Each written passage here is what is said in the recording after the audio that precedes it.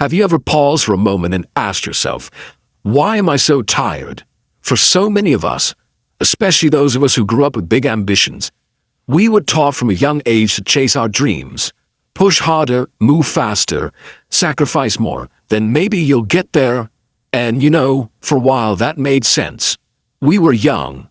We had the energy, the boldness, and sometimes the illusions that we could bend the world to our will if we just tried hard enough. But as the years go by, and especially as we cross 50, 60, or beyond, something shifts. The endless chasing can leave us breathless, drained, and surprisingly unfulfilled. It's as though the dream itself becomes a mirage. Every time you think you've reached it, it moves just a little further away.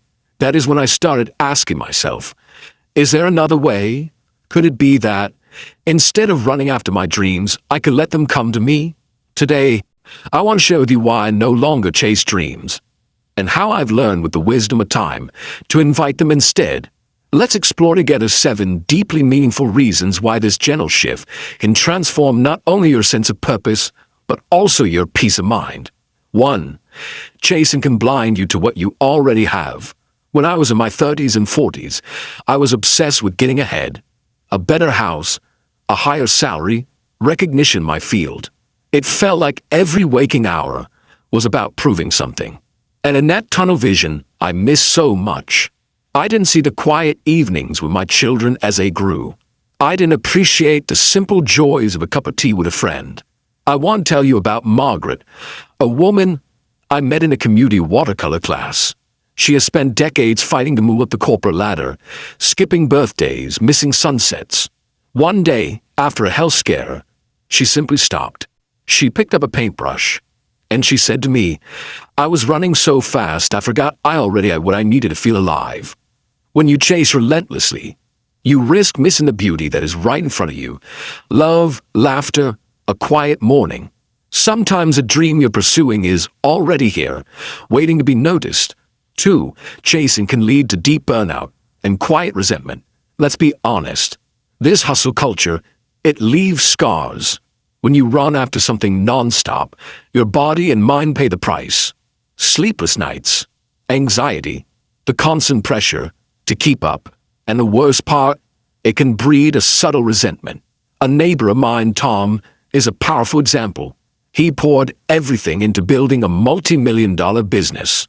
By the time he achieved it, he had heart trouble, no close friends left, and a divorce behind him.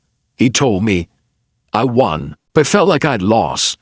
When you stop chasing and let dreams arrive on their own timeline, you protect your energy, you give your heart a chance to breathe, and you stand a much better chance of enjoying the rewards when they come. 3.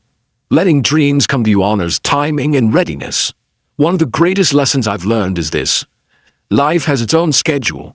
We think we know what we want and when we want it, but often we aren't ready, not truly. Years ago, I desperately wanted a promotion that would have meant relocating to another country.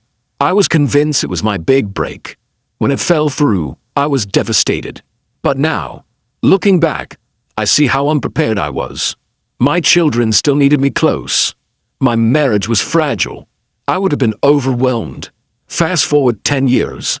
My kids were grown, my marriage was stronger, and I had more wisdom about balance. The opportunity came around again, and this time it fit perfectly. Life has mysterious wisdom about when we are ready to receive a dream. Chasing can make us crash into things we're not equipped to handle yet. Waiting can let us mature into them with grace. 4. Being present creates space for dreams to land. Imagine this. If you are constantly sprinting forward, you barely see what's happening right under your nose. I met Jean after she retired from teaching. She'd been so busy trying to win every teaching award, to rise a principal, that she missed her own passions. When she slowed down, she realized she loved mentoring teenagers in her church, something that brought her true joy. By being fully present, truly present, we notice opportunities and callings we might have missed. It's like standing still so a butterfly can land on your shoulder. If you are too busy chasing, you'll scare it away. 5. Trusting life brings peace, not panic. When I was younger, I didn't trust anything. If I didn't grab it, chase it, wrestle it into place, I thought it would disappear. That constant fear of missing out. It was exhausting. But there is a softer way, a more peaceful way. My cousin Amelia taught me this. After years of searching for a partner through dating apps and events, she gave up. She focused on her garden, her pottery, her own healing. And you know what? One day she met a man at a local art fair, someone who truly saw her and loved her, just as she was. When you trust that life will deliver, you no longer live in panic. You can rest. You can breathe. You can believe that what is yours will come without chasing it to the ends of the earth. 6. Letting go of control invites serendipity. When you stop trying to control every outcome, something magical happens. Life has space to surprise you. Paul, an old co-worker, had dreamed for decades of writing a novel, but his job consumed every hour. He let go of the dream, thinking it was impossible. 2 years later, the company closed its doors, and he found himself with time, severance pay, and a fresh sense of freedom. He wrote the novel. It was picked up by a local publisher and changed the entire course of his retirement. Had he forced it, he might never have had the mental space or timing to succeed. By letting go, he let chance and grace play a role. 7. Dreams evolve as we do. Maybe the most powerful truth is that dreams change. Who you are now at 55, 60, 70 is not who you were at 25. And thank goodness for that. I used to dream of being on big stages, speaking to thousands.